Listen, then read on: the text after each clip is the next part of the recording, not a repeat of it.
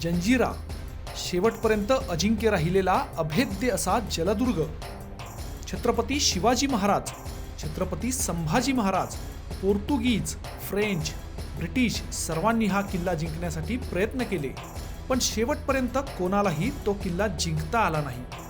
तब्बल 22 एकरात पसरलेला हा समुद्री किल्ला आजही भक्कम अवस्थेत उभा आहे. चला तर मग आज आपण सफर करणार आहोत या सुंदर जलदुर्गाची, मुरुडच्या जंजिऱ्याची. इथे यायचे कसे आणि किल्ल्यामध्ये बघण्यासारखे काय काय आहे, तसेच किल्ल्याचा इतिहास, हे सर्व आपण आजच्या या व्हिडिओमध्ये पाहणार आहोत. मुरुड गावाकडून जंजिऱ्याकडे जाताना आपल्याला वाटेत हा सिद्दीशाह महमूद खान यांचा अहमदगंज राजवाडा पाहायला मिळतो. प्रायव्हेट प्रॉपर्टी असल्याने आपल्याला ही वास्तू आतून पाहता येत नाही. जंजिरा किल्ल्यावर बोटीतून जावे लागते. किल्ल्यावर जाण्यासाठीच्या बोटी ह्या खोरा बंदर, राजापुरी आणि दिघी ह्या 3 ठिकाणाहून सुटतात. मुरुडवरून येताना पहिल्यांदा खोरा बंदर लागते. आम्ही तिथूनच बोट पकडली.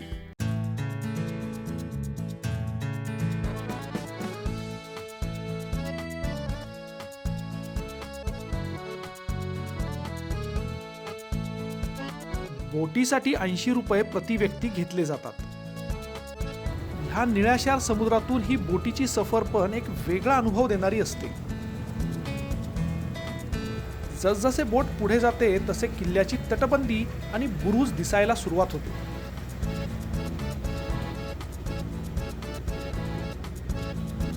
किल्ल्यापासून साधारण 100 मीटर पोहोचल्यावर सांगण्यात आले की ही मोठी बोट किल्ल्याच्या धक्क्याला लावता येत नाही, म्हणून ह्या शिडाच्या होडीत शिफ्ट व्हावे लागेल.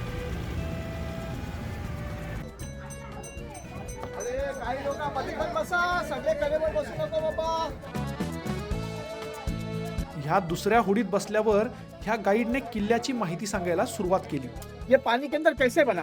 तो किला बनाने से पहले पानी के बीच में एक बहुत बड़ा खड़क आइलैंड था. ये किला जो आइलैंड के ऊपर बनाया हुआ है, उस आइलैंड के ऊपर कुछ कोली लोग रहने के, फिशर लोग आते हैं ना, मच्छी पकड़ने वाला लोग, वो लोग रहने के, जिसका एक मुख्य होता था जिसका नाम था राजा राम पाटिल.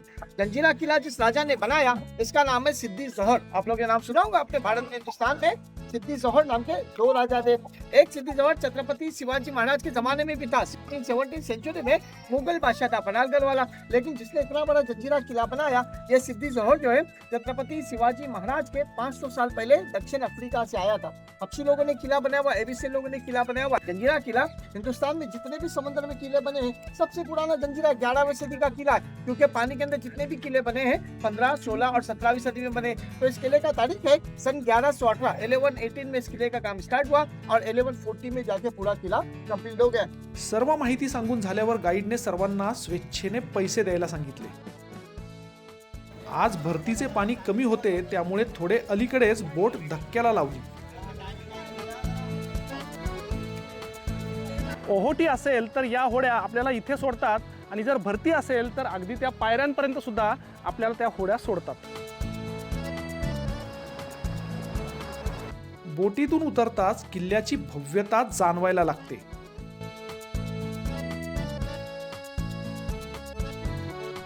आपल्याला इथे या प्रवेशद्वारावर सोडल्यानंतर किल्ला पाहण्यासाठी आपल्याकडे फक्त 45 मिनिटे असतात. या 45 मिनिटामध्ये किल्ला सर्व फिरून पाहून आपल्याला पुन्हा आपण ज्या बोटीतून आलोय त्याच बोटीने परत जावे लागते.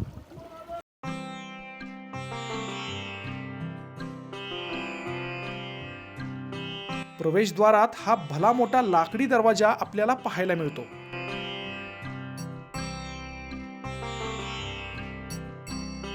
मुख्य प्रवेशद्वारातून आत गेल्यावर प्रवेश शुल्क म्हणून 25 रुपयांचे तिकीट काढावे लागते.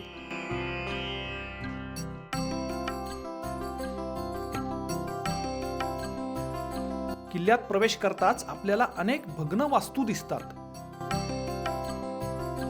कोणताही किल्ला जास्त दिवस जर टिकायचा असेल तर सर्वात महत्त्वाची गोष्ट म्हणजे अन्न आणि पाणी.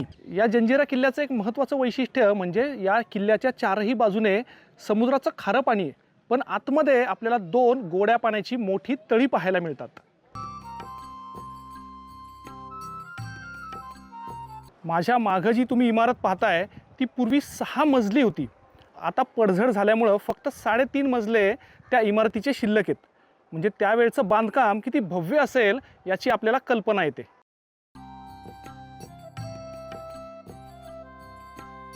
आता आपण या किल्ल्याच्या सर्वोच्च टोकावरती आलोय आणि इथून जर आपण पाहिलं तर या किल्ल्याचा चारही बाजूने 360 अंशामध्ये संपूर्ण परिसर इथून पाहता येतो.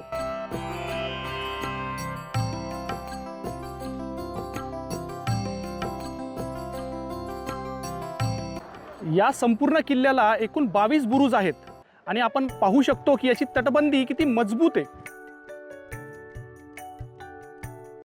हा किल्ला आफ्रिकेतल्या सिद्धी लोकांनी बांधलाय आणि जेव्हापासून हा बांधलाय तेव्हापासून ते भारत स्वतंत्र होईपर्यंत हा किल्ला अजिंक्य राहिला. छत्रपती शिवाजी महाराजांनी, छत्रपती संभाजी महाराजांनी आणि त्याच्यानंतर पेशव्यांनी सुद्धा हा किल्ला जिंकण्याचा खूप प्रयत्न केला, पण प्रत्येक प्रयत्न हा अयशस्वी राहिला. माझ्या मागे तुम्ही जो डोंगर पाहताय त्या डोंगरावरून सुद्धा या किल्ल्यावरती मारा करण्याचा प्रयत्न केला, पण त्यालाही फारसं यश आलं नाही. मुळात सिद्धी हे जे लोक आहेत ते आफ्रिकेतून भारतात आलेले. काळे का भिन्न धिप्पाड शरीरयष्टी असलेले सिद्धी हे लढाऊ जमात म्हणून ओळखले जायचे.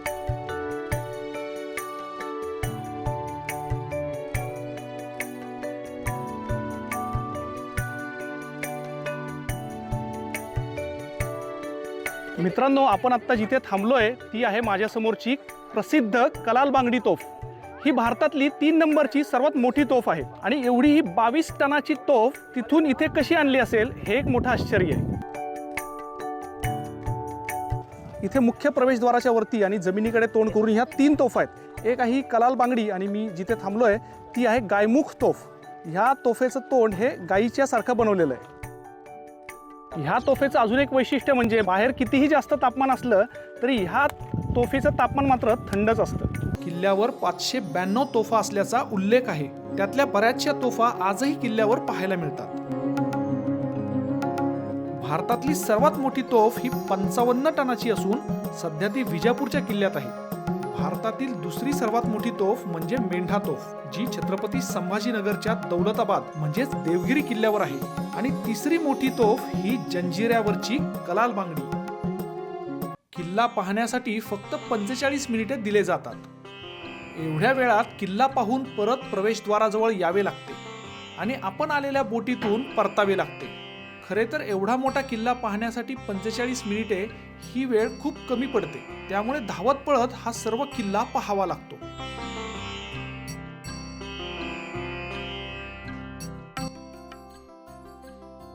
छत्रपती शिवाजी महाराजांनी जंजिऱ्याचे महत्त्व ओळखले होते.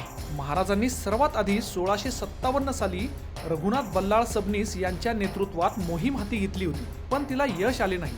दुसऱ्या वेळी महाराजांनी स्वतः 1669 साली जंजिरा काबीज करण्याची मोहीम हाती घेतली. त्यावेळी जंजिऱ्याचा सिद्धी होता सिद्धी फत्तेखान. त्याच्या अंमलाखालील 7ही किल्ले मराठ्यांनी काबीज केले. जंजिऱ्याच्या समोरच्या राजापुरीवरही ताबा मिळवला. आपली पुरती कोंडी झाली आहे हे लक्षात आल्यावर फत्तेखान शरण यायला तयारही झाला, पण जंजिऱ्यात त्याच्या विरोधात बंड झाले आणि त्याला कैद करून सिद्धी संबूल हा जंजिऱ्याचा मुख्य सिद्धी झाला आणि त्याने थेट औरंगजेबाकडे मदत मागितली. औरंगजेबानेही त्याच्या मदतीला सुरतेहून गलबतांचा काफिला पाठवला आणि शेवटी महाराजांची जंजिऱ्याची ही मोहीमही अपयशी ठरली.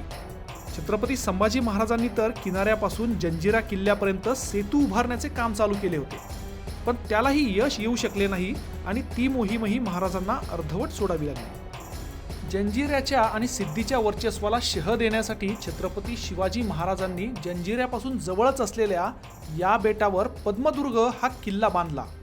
जंजिरा हा किल्ला रायगड जिल्ह्यातील मुरुड गावाच्या जवळ आहे. पुण्यापासून हे अंतर 160 ते 170 किलोमीटर आहे आणि सुंदर असा हा ताम्हिणी घाट पार करून आपल्याला इथपर्यंत यावे लागते. मुंबईपासून हे अंतर 150 किलोमीटर आहे. राहण्यासाठी जवळच असणाऱ्या मुरुड, काशीद किंवा नांदगावमध्ये बरेचसे हॉटेल्स किंवा होमस्टे आहेत. आम्ही आदल्या दिवशी येऊन जंजिऱ्यापासून 10 किलोमीटरवर असलेल्या या नांदगाव बीचवर राहिलो. त्याचाही वेगळा व्हिडिओ आपल्या या यूट्यूब चॅनलवर आहेच. तो सुद्धा पाहिला नसेल तर नक्की पहा. कोकणातले तसेच महाराष्ट्रातल्या पर्यटनासंदर्भातले व्हिडिओज आम्ही नेहमी घेऊन येत असतो. आणि असेच नवनवीन माहितीपूर्ण व्हिडिओज पाहण्यासाठी आमच्या चेतन महिंद्रकर या यूट्यूब चॅनलला सबस्क्राईब करा आणि इंस्टाग्राम आणि फेसबुक पेजला देखील फॉलो करा. तर मित्रांनो, हा होता आपला आजचा जंजिरा किल्ल्याचा व्हिडिओ. आणि हा व्हिडिओ आवडला असल्यास लाईक जरूर करा आणि व्हिडिओ कसा वाटला ते कमेंटमध्ये आम्हाला जरूर सांगा. तर भेटू पुढच्या अशाच एका नवीन पर्यटन ठिकाणी. तोपर्यंत नमस्कार.